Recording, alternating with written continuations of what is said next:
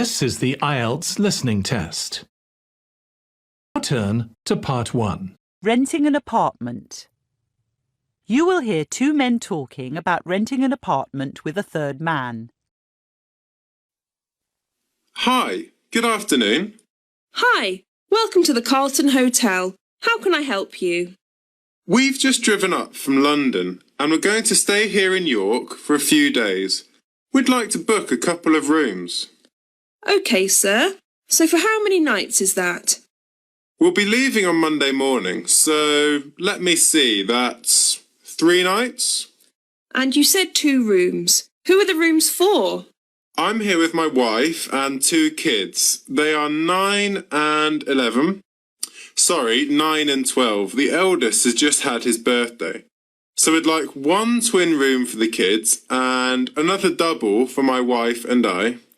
OK, well, we've got 2 rooms available, both en suite. Great. How much are they per night? Let me see. The twin room is £40 per night and the double room is £50 per night. OK, that sounds reasonable. So what is the total for 3 nights for both rooms? Let me check. That will be a total of £270. And that includes everything? Yes, that price includes tax. OK. Can I pay by credit card? Yes, sure. You'll need to pay for the first night now, and you can pay for the other nights when you leave. Or you can pay for all 3 nights now. I think I'll just pay for everything now, as we'll definitely be here till Monday. OK, that's fine. I'll just need to take some details from you to confirm the booking. Can you give me your full name? Yes, it's Michael Fernsby. That's Fernsby. And what's your date of birth, please? The 15th of October, 1968. The 5th of October, 1968? No, the 15th. Oh, OK, sorry. And can you give me your address? Sure, it's 273 Stanton Court. That's Stanton. London WC2D 5JB. WC2D 5JB? Yes, that's right. And your telephone number? My mobile number is... Hold on, just let me check. I can never remember it. Here it is. It's 08773 879 456. OK, those rooms are booked for you then.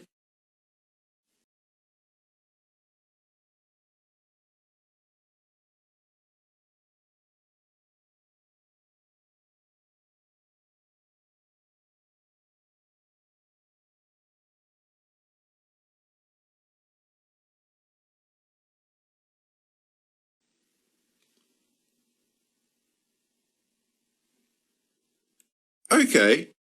I know we're a bit out of town here.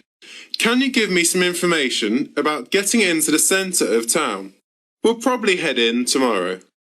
Well, you could drive in, but the parking is not great in town. It's difficult to get a space and is quite expensive if you're staying there all day. Yes, we're thinking of going to look around some of the shops and to look at the wall around the city. So we'll probably be there most of the day. In that case, you're probably best taking a taxi or the bus. How much is a taxi? Into town it will be about £12. Actually, no, I'd say it's around £15. Fares have increased recently. We can book it here for you and it will pick you up outside. It only takes about 10 minutes. Right, I see. What about the bus? How much is that and where does it go from? It's only £2 per person. It's not far from here. You go out of here, turn right onto Oak Tree Avenue, and it's about a 5-minute walk down the road. You can't miss it. The bus ride is about 15 minutes. Oh, OK. Maybe we could do that. Or you could walk, actually, if you like walking. Part of the way you can walk through the nice park, which is fairly popular with visitors to York. It's about 30 minutes, but it's quite pleasant. Right, well, there's a few options there. We'll have a think about it. I'll go and get my wife and kids. They're just waiting in the car. OK, no problem. Thanks for booking with us.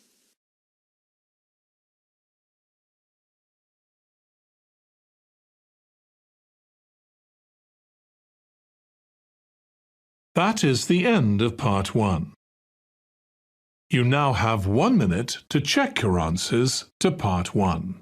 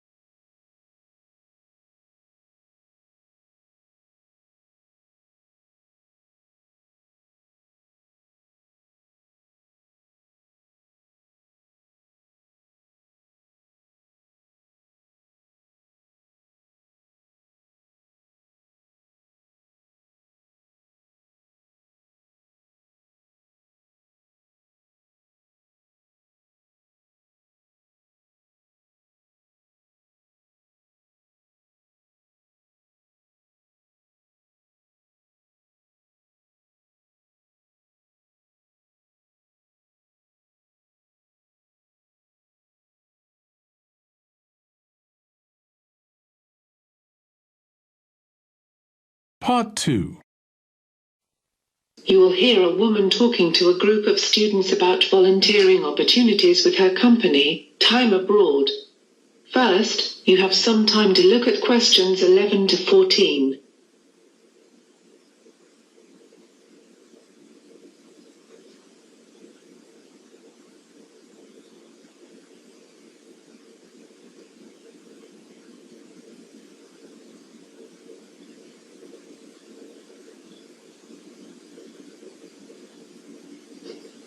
Now listen to questions 11 to 14. OK everyone, thanks for coming today and for your interest in volunteering abroad. For those that don't know much about our company, Time Abroad, let me start by telling you a bit more. Time Abroad is one of the largest volunteer abroad organisations in the UK. The company was founded in 2000. In 2007, the company grew by joining with another company, PT Travel, making us even larger. In 2014, we sent 10,000 people abroad on a variety of service projects and internships overseas, more than any other company. All participants receive the best support from our full-time professional staff to ensure that the experience is safe, worthwhile and fun. We have lots of very experienced staff working for us. We have around 150 full-time staff members, many of whom are former volunteers themselves, inspired by their own experience. Some of these people are even part of the original groups of volunteers back in the early 90s. About 75 of those staff are not located in the UK at all, and spend their whole time in another country supporting the volunteers. They are experts on the local communities you are working in, having spent their whole lives there. They have vast experience in fields such as community development or education. The times that volunteers join the programme vary a lot. Some join in July because they have just finished studying at college or university and want to do some volunteering before they move on to work or further study. The winter months are also popular because people want to escape the cold weather in the UK. But there are no set start dates and programmes run continuously throughout the year, so the majority of volunteers start when it is best for them. Time Abroad is an entirely independent organisation which does not receive any funding from religious bodies, political parties, development organisations or other sources. And of course, we don't request money from our partner organisations in the developing world. All our work is 100% funded through your contributions as a volunteer. We do get help from the government, but that is from reduced business taxes, not financial contributions. It is this financial independence that gives us the freedom to set up projects wherever we think it may be useful, and where we think that our volunteers can make a valuable contribution.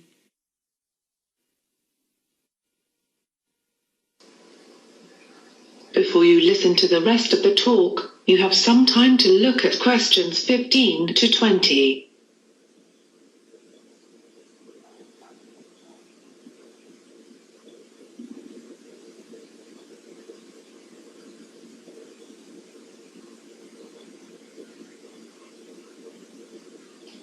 Now listen to questions 15 to 20. Now I'm going to tell you about some of the more popular opportunities in a bit more detail. One of the most popular volunteering choices is teaching. You'll find a warm welcome awaits you from our students around the world. The main thing you will do is assisting with English conversation, because although the local teachers are very capable of teaching the structural aspects of the English language, such as the grammar, they do not use the correct intonation or pronunciation because they lack the confidence of a native speaker. By providing conversational English teaching, you can greatly enhance the learning experience of thousands of children and adults with whom we work in the developing world.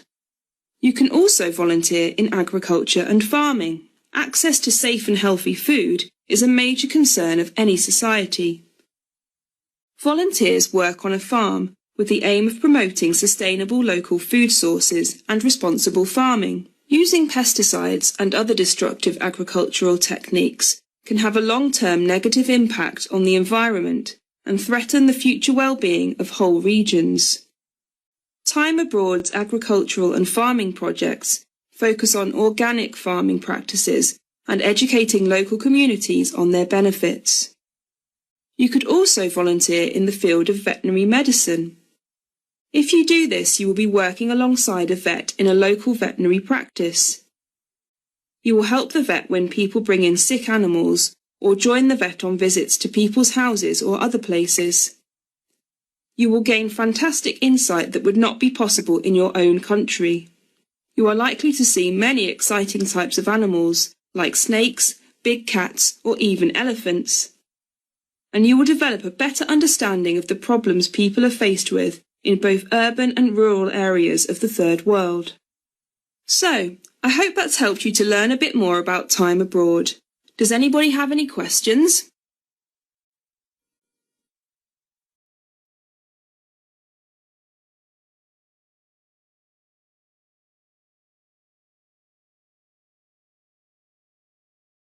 That is the end of part 2.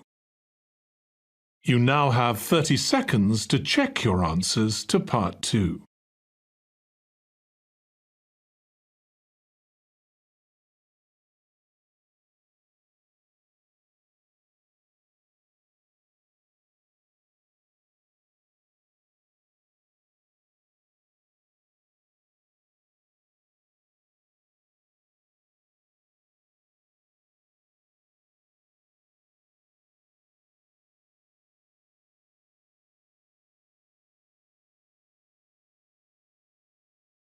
Part 3.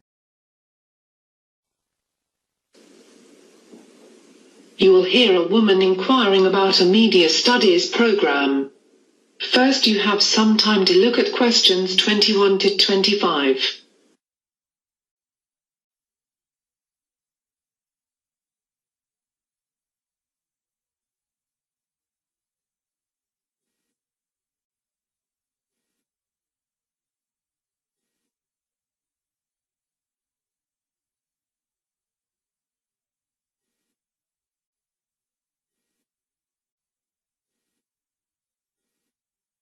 Now listen carefully and answer questions 21 to 25.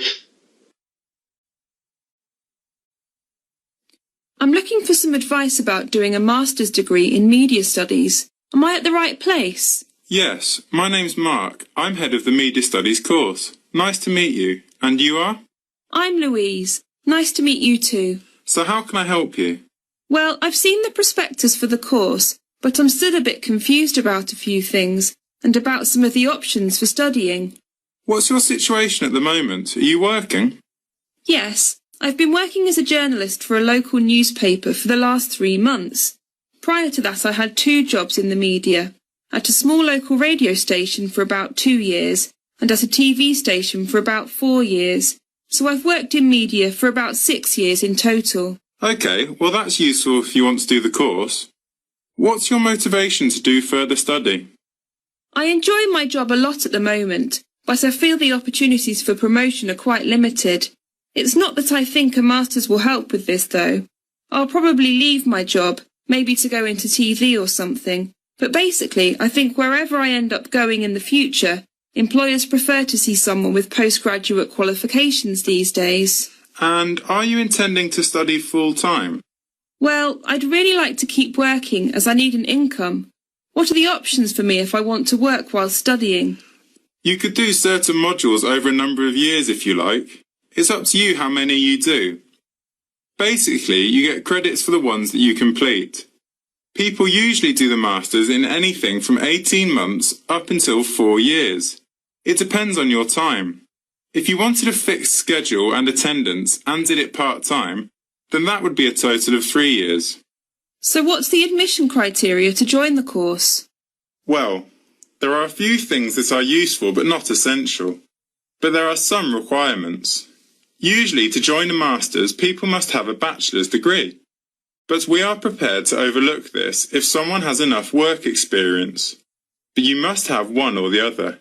It's useful if you have research experience, as you have to complete a thesis, but we can train you on this if not.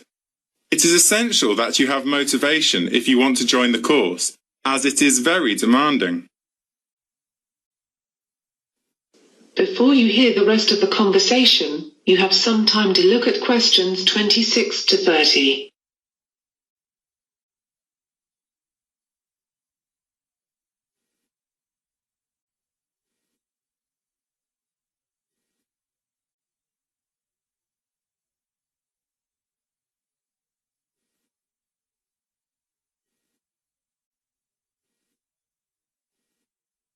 Now listen carefully and answer questions 26 to 30.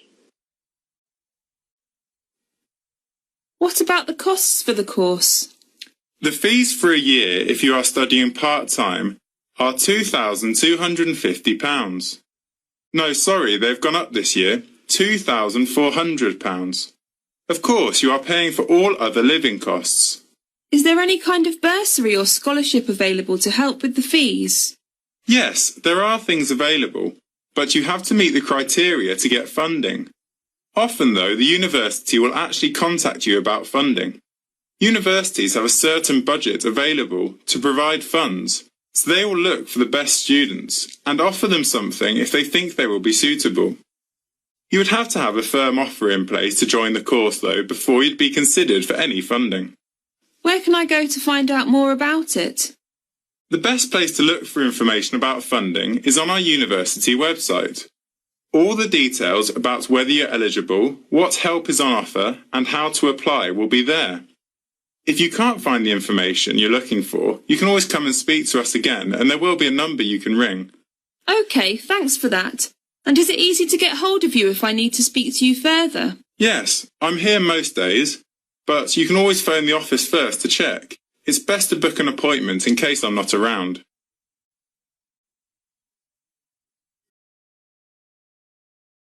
That is the end of part 3. You now have 30 seconds to check your answers to part 3.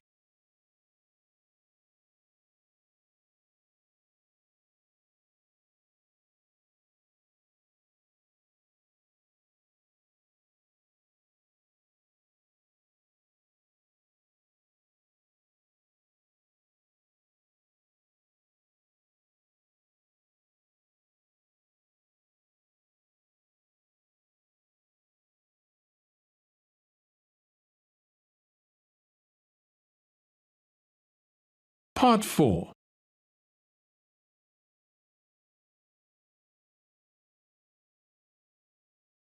You are going to hear a lecture about the history of Indian railways. First, you now have some time to look at questions 31 to 40.